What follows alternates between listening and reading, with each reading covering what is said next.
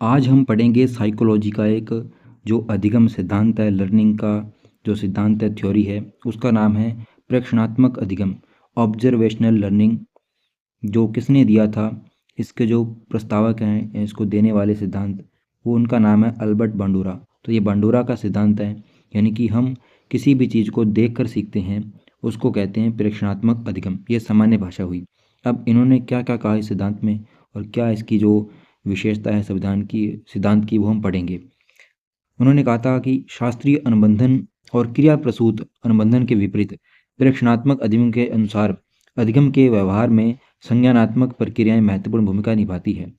जो शास्त्रीय अनुबंधन के सिद्धांत थे या जो क्रिया प्रसूत अनुबंधन के सिद्धांत थे, यानी कि जो इससे पहले लर्निंग के सिद्धांत दिए थे जो मनोवैज्ञानिकों ने, वो क्या थे, वो बात करते थे किसी भी चीज़ की, वही मैकेनिकली बात करते थे, यानी कि यांत्रिक व्यवहार की बात करते थे, जिसमें किसी भी व्यवहार को हम जो सीखेंगे तो यंत्रवत सीखेंगे।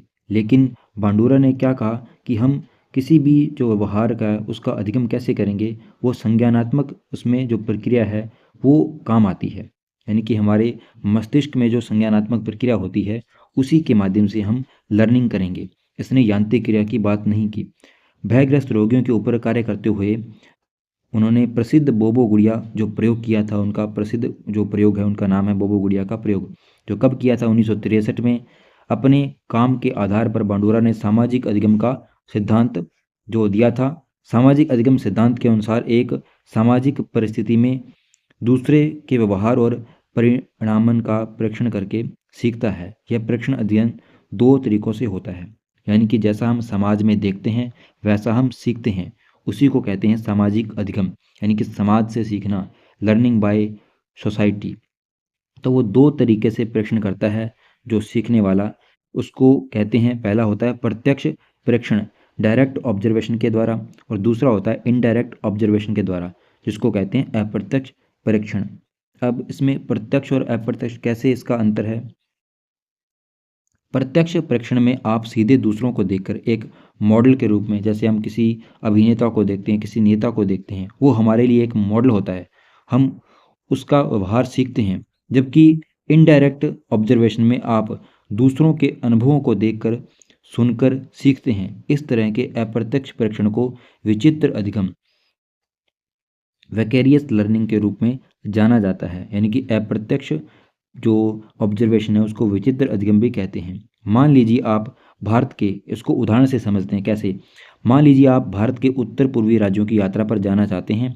आपका एक मित्र जो हाल ही में उत्तर पूर्व की अपनी यात्रा से वापस आया है, यानी कि उसने हाल ही में यात्रा की है वहाँ की, और हम जाना चाहते हैं, वो आपको सुझाव देता है कि आप एक छाता या रेनकोट लेकर जा सकते हैं, क्योंकि वहाँ कभी भी बारिश हो सकती है।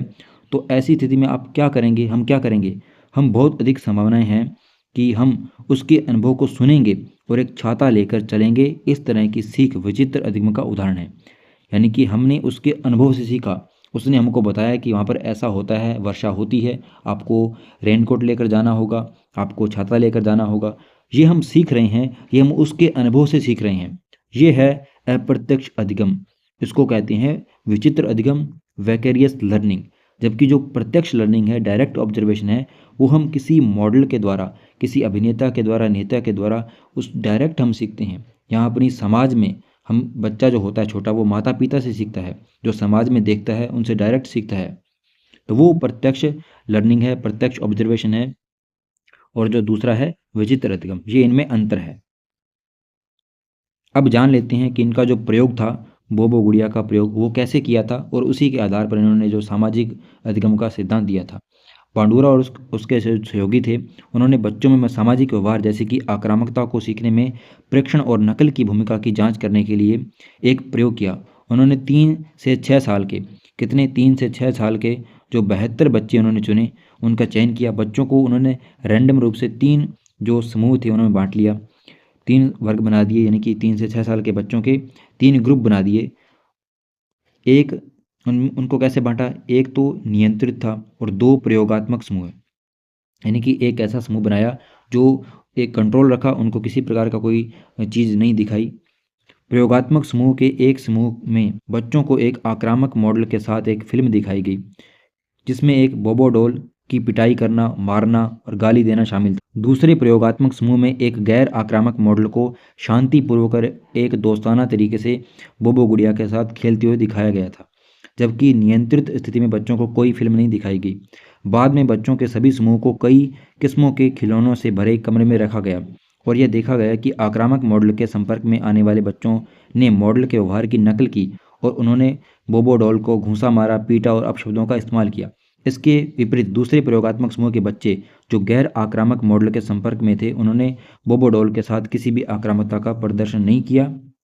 तो इसी के आधार पर इन्होंने अपना सिद्धांत दिया, यानी कि एक समूह में उन्होंने क्या किया, बच्चों को आक्रामक जो फिल्म दिखाई जिसमें एक बोबो डॉल है उसको पीटा जाता है, उसके साथ जो पिटाई की जाती है, गुस्से मारे जाते हैं। और जब दूसरा समूह था उसमें उसी बोबो डॉल की फिल्म दिखाई जाती है जिसमें उसको लाड प्यार किया जाता है, उसके साथ मारपीट नहीं की जाती।